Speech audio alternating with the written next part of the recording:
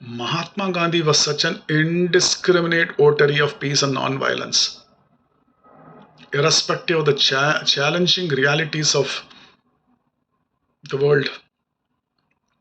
Louis Fisher is the author of the biography of Mahatma Gandhi, and he writes Gandhi gives a solution to the Jews during the World War.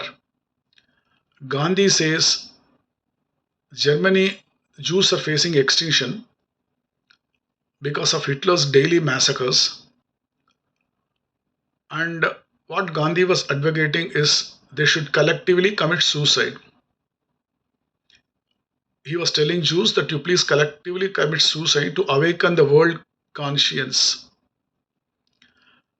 Then, when a Western correspondent asked him whether this was practicable, whether it is efficacious, Gandhi said, anyway, Jews are going to be completely removed. They are facing extinction.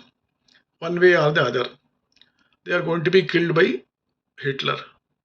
So it is better for them to commit suicide. So the world will wake up. How unbelievably nonsensical, particularly from the mouth of Mahatma, as these words emanated.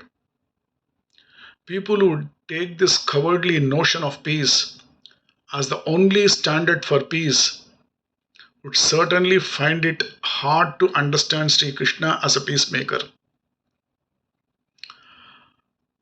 Bertrand Russell prescribed a similar solution to the British government that was desperately fighting Hitler for survival in the Second World War. He opposed conscription of youngsters in the British Army and squatted before the Buckingham Palace, protesting in the Gandhian non-violent manner.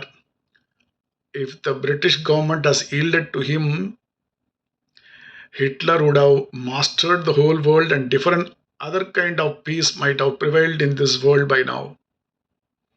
Jainism and Buddhism too advocate a similar idea of peace, with their profound contempt for the realities of life and its central situation of an eternal fight between the good and the evil forces. Christianity, no way better, advocates our turning of the other cheek to anyone who hits us on one cheek is no better. And great Western thinkers have described such philosophies. They're all grand programs for the annihilation of all life. But it has become a fashion to understand peace still in this passive sense only, and hence Krishna's sense of it requires elaborate explanation. Krishna's philosophy of peace to be understood and appreciated in the entire context of Vedic and Vedantic teaching about heroic life of honor, self-respect, and other noble values of the life rooted firm in its heart. It's a battleground, Kurukshetra, between good and the evil, and our choices and actions being the result of our throwing our lots with the one of the other of them once for all.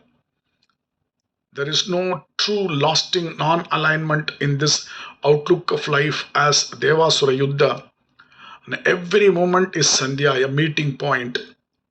Krishna's words are from the wisdom of the Vedas, a matchless interpreter of the true and ancient religion of the Aryas, an embodiment of its wisdom and virtues. He never advocated the peace for the coward or the peace that resulted by the compromise with the evil. If Gita is to be taken as his word, the creed of the Aryan fighter who was prepared to lay down his life for the cause of honorable and fearless peace is to be understood. Evil cannot perish without the destruction of much that lives by the evil. Self-sacrifice is great and noble, but at its highest it is an acknowledgement of the law of life by death and becomes an offering on the altar of some power that demands victim in order that the work desired may be done. Sri Krishna's words to the Pandavas and the Draupadi should be understood only in the sense of the most concerned statesman who was determined to clear the political mess of the age only to pave for the lasting new peace. If it required penalty in terms of life and blood of all those who had caused that mess and wanted to perpetuate it forever as a premium, why deny this unavoidable process of a purely operational value? It is no more than the function of a surgeon who sheds some blood of his patient while removing an outgrowth in his body for a better, healthier, longer lasting life of peace and prosperity of the concerned patient. It is absurd to object to it. So, the final assessment of Krishna's role in this matter is that of a man who wanted peace but prepared for war in case the powers that be did not listen to his advice. He knew by experience that the wicked four, Duchadana, Duryodhana, Sakuni, and Karna, would not listen to any healthy advice by anyone.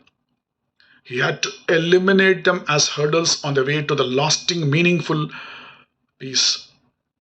Whether this was to be by war or only or any other simpler method was the only choice to be decided. This was the main thing he wanted to decide for himself during that famous embassy episode. But the chances were that the evil forces were gathering gain strength and momentum. This had started right from the moment of driving the Pandavas to the exile. This is why Sri Krishna assures Draupadi, boiling with the humiliations heaped on her in the very presence of her helpless husbands. And that has to be understood in this way. What he says is, I have to discharge this debt to Draupadi, grown with the compound interest, locked up in my heart and cannot be dislodged. The debt arose at that miserable and helpless moment when she sought for my help by calling me Govinda. Although I was far away, far, far away then from her and could not save her that humiliation altogether, he says I should have done more. So Krishna, as compared to Gandhi, was a peacemaker, but at what cost? Self-respect and honor is more important than compromising with the evil. So this has to be understood from that context, the role of Krishna as an emissary or an embassy visit to Hastinapur.